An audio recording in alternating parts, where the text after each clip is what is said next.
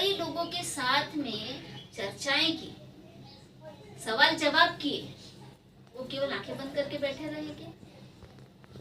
आंखें बंद करके तो उन्होंने सवालों के जवाब खोजे कि आदमी दुखी क्यों हो, है ना, इतनी समस्याएं क्यों हैं, आपस में लड़ते झगड़ते क्यों हैं, उसके जवाब तो उनको मिल गए। क्योंकि आदमी बुराइयों का पुतला है, उसके दिमाग में लगातार स्वार्थ, लोभ, अहंकार, ये सारी चीजें आते रहती है और उसके वशीभूत होकर वो दूसरों के साथ गलत व्यवहार करता है। अब ये बात अगर वो 45 साल तक लोगों को बताने के लिए नहीं निकलते और केवल समाधि में ही बैठे रहते, तो आज विश्व स्तर पर उनकी शिक्षाएं पढ़ाई नहीं जाती, उन्हें विश्व गुरु की उपाधि नहीं दी जाती। असली गुरु वही होता है जिसको जो ज्ञान मिलता है वो लोगों के हित के लिए, समाज के हित के लिए, बहुजनों के हित के लिए है, तो उसको प्रसारित करना चाहिए, उसको बताना चाहिए, उसको सिखाना चाहिए। एक जगह बैठना नहीं। लोग सिर्फ एकदम आखिरी स्टेप की बात करते हैं समाधि, लेकिन ये समाधि पर आदमी तभी पहुंचता है जब पहली स्टेप वो सही तरीके से करता है। पहली स्टेप क्या है? सम्यक दृष्टि। जब सम्यक दृष्टि ही नहीं समझ में आई तो समाधि कहाँ से आएगी? सम्यक दृष्टि यानी हमारा चीजों को देखने का, सोचने का, समझने का जो नजरिया है वो सही हो, राइट, उसे सम्यक दृष्टि कहते हैं। लेकिन हम तो चीजों को हमेशा गलत नजरिए से देख रहे हैं। हमको जो ऊपर ऊपर दिखता है उसको सच मान लेते हैं, उसकी गहराई में जाते ही नहीं है।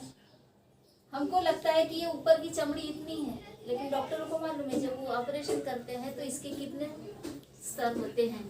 पहला कट लगाते हैं, फिर दूसरा कट लगाते हैं, फिर तीसरा कट लगाते हैं, फिर चौथा, तब जाके अंदर का ऑपरेशन होता है। मतलब हमको ऊपर कुछ दिख रहा है उसी को सच मान रहे हैं, अंदर बहुत अच्छा है। उसकी गहराई में जाएंगे तब आपको सच का पता लगेगा। फिर वो चाहे कोई थॉट हो, कोई विचार हो, कोई धारणा हो, कोई परंपरा हो। जैसे कि अभी मैं उदाहरण दूंगी आपको, मोमबत्ती का उदाहरण। मोमबत्ती का आविष्कार कब हुआ? मोम का आविष्कार कब हुआ? किसी को मालूम है क्या? ट्यूबलाइट का आविष्कार कब हुआ? ये जो इलेक्ट्रिक दिए हैं इसका आविष्कार कब हुआ? ये मालूम है क्या? ये अभी आधुनिक युग में 1800 कम से कम इतना तो मोटा मोटा कोई बता सकता है कि ये आधुनिक युग में आविष्कार हुए हैं। साइंटिस्ट लोगों ने इन चीजों को बनाया, हालांकि प्रकृति में से ही चीजें ली है और उसको एक रूप में ढाल लिया है और वो हमारे फायदे के लिए हम यूज करते हैं। लेकिन 2500 साल पहले क्या इलेक्ट्रिक थी? 2500 साल पहले क्या मोमबत्ती थी? तो नेचुरल सोर्स क्या था? नेचुरल सोर्स था तेल। तेल काहे में आता है? खनिज पदार्थ बोलते हैं ना, जमीन से आता है ना, वो नेचुरल सोर्स है।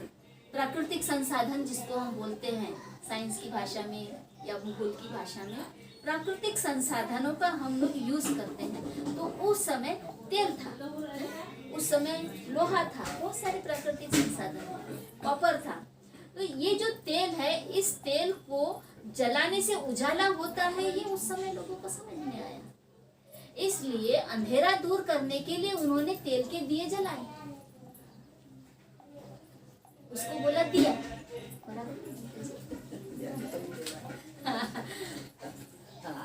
अंधेरा दूर करने के लिए उन्होंने तेल को जलाया। अभी ये 2500 साल में साइंस ने इतनी तरक्की कर ली है कि उजाला करने के लिए नई नई चीजें पैदा कर ली वैज्ञानिकों ने। उसमें है ये इलेक्ट्रिक के दिए, बल्ब या लाइट, ये इंग्लिश वर्ड है। हमारी भाषा में क्या है? दिया या दी। तो दिया ये बोलेंगे, दी भी बोलेंगे हिंदी या मराठी, है ना। बिजली का दिया, बिजली का दिया है ये भी अभी अभी ये आविष्कार हुआ है। लेकिन क्या अभी हम अंधेरा दूर करने के लिए जला रहे हैं इसको?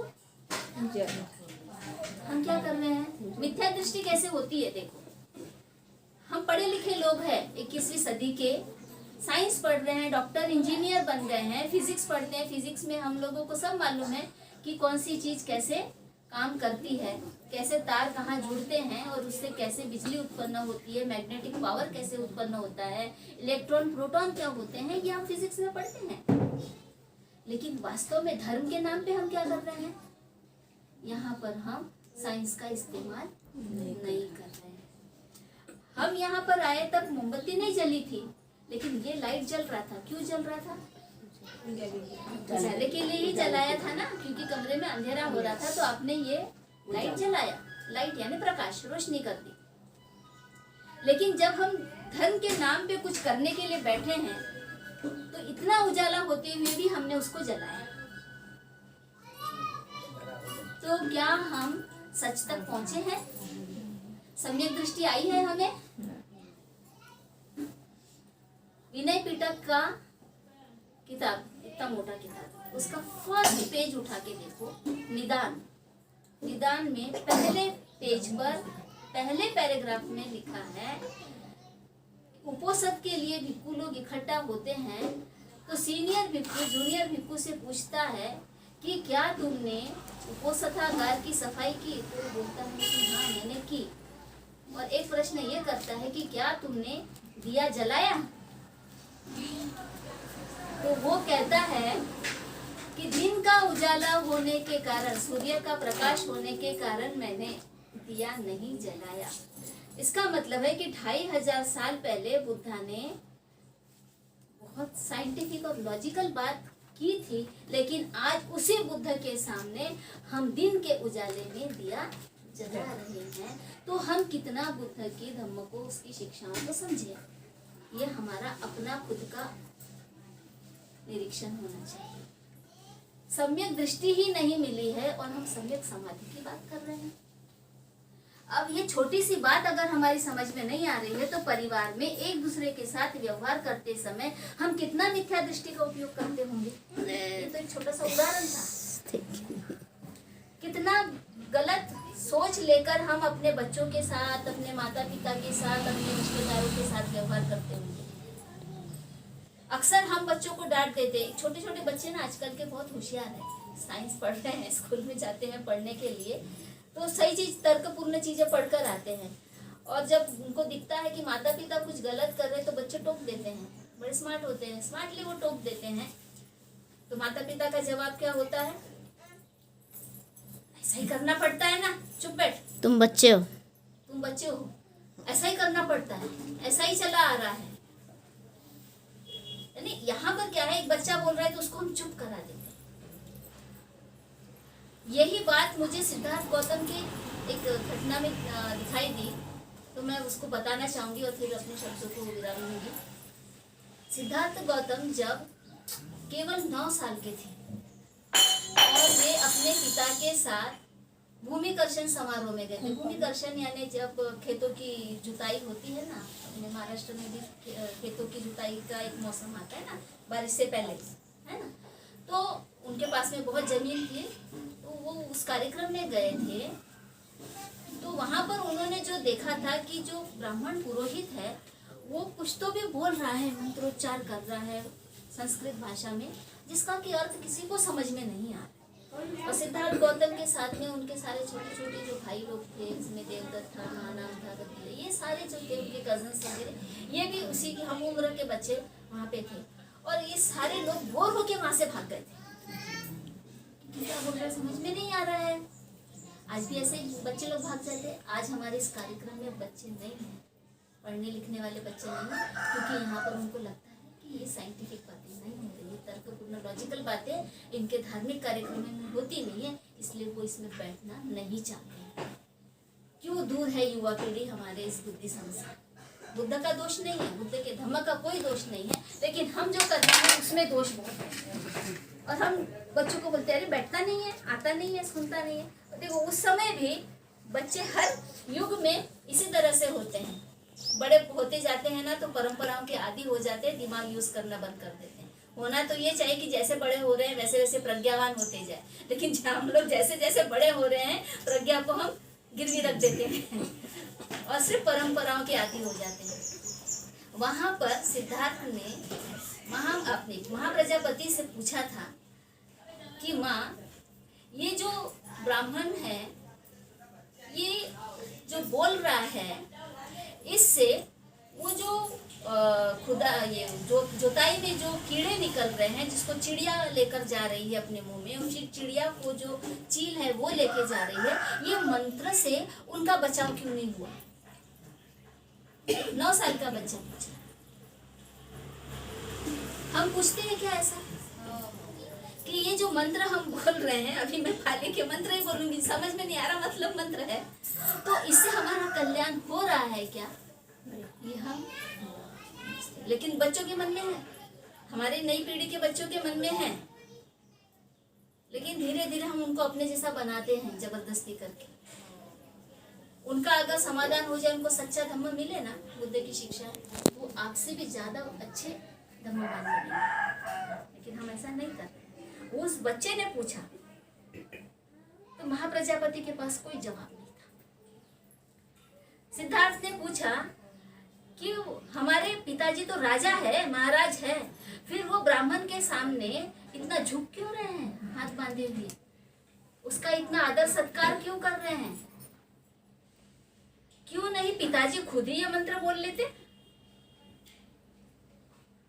तो महाप्रजापति कहती है ऐसा नहीं बोलते, ये अधिकार केवल उन्हीं को है, ब्राह्मण पुरोहित को। हम भले ही राजा महाराजा है, क्षत्रिय, लेकिन हमको ये अधिकार नहीं है मंत्र उच्चारण करने का। ये उच्चारण करने का उन्हीं को अधिकार है। तो 9 साल का बच्चा इतना दूर तक सोच सकता है, लेकिन बड़ों के पास उसके जवाब नहीं होते हैं। तो हमको आज भी इस परिप्रेक्ष्य में देखना चाहिए कि कहीं हमारे बच्चे जिज्ञासा में सही बात तो नहीं कर रहे हैं, सही प्रश्न तो नहीं कर रहे हैं। यदि हम उनके प्रश्नों को सही तरीके से समझे, उस पर विचार करें और उनके सवालों के सही जवाब दें, हो सकता है आज तक हमने नहीं सोचा हो, लेकिन यदि सोचना शुरू कर दे तो सच तक पहुंच जाएंगे, मिथ्या दृष्टि दूर हो जाएगी।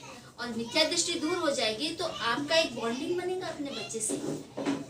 जैसे मित्र एक दूसरे के साथ में बातचीत करते हैं ना, सब शेयर करते हैं, ऐसा माता पिता और बच्चों का रिश्ता बन जाएगा तो आपके घर में सुख शांति अवश्य आएंगे, क्योंकि आपका बच्चा आपका मित्र और आप उनके मित्र बन जाएंगे। तो मित्रता में कोई भी समस्या नहीं होती, शेयरिंग होती है, ट्रांसपेरेंसी होती है, विश्वास होता है। उनको पता है कि मैं अपने अंदर की बात अपने मित्र को बताऊंगा तो ये बाहर कहीं नहीं बताएगा, ये मुझे सही रास्ता दिखाएगा। तो हमने ऐसे बनना चाहिए पेरेंट्स कि हमारे बच्चे हमसे सारी बातें शेयर करें। हमारे बीच में जो रिश्ता है वो माता पिता का और बच्चे का कम एक मित्रता का रिश्ता ज्यादा बने। पूरे धम्म का जो टारगेट है वो मैत्री है। बुद्ध क्या कहते हैं? मैत्री करो, सबसे मैत्री करो। लेकिन हम क्या कर रहे हैं? जानवरों से मैत्री कर रहे हैं और अपने घर के लोगों से मैत्री नहीं कर रहे हैं, और इसलिए हम लोग दुखी रहते हैं। और हम दुखी रहते हैं तो जब खुद ही दुखी है तो फिर समाज के दुख दूर करने के लिए हमारे पास में एनर्जी कहाँ से आएगी? इसलिए हम समाज की तरफ भी ध्यान नहीं दे पाते हैं और फिर हम एक दूसरे की आलोचना करते हैं कि देखो पैसे वाले तो हो गए लेकिन समाज के लिए कुछ नहीं करते।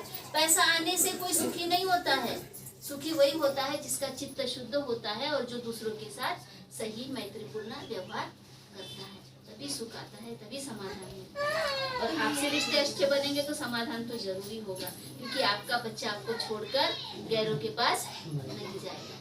तो ये दुख कम करने का बहुत सुंदर उपाय, बहुत अच्छी शिक्षा बुद्ध ने दी है। इसको सही तरीके से समझेंगे, मिथ्या दृष्टियों को, गलत सोच को दूर करेंगे और सही राह पर चलेंगे तो आप सभी का कल्याण ही कल्याण होगा। साधु साधु साधु।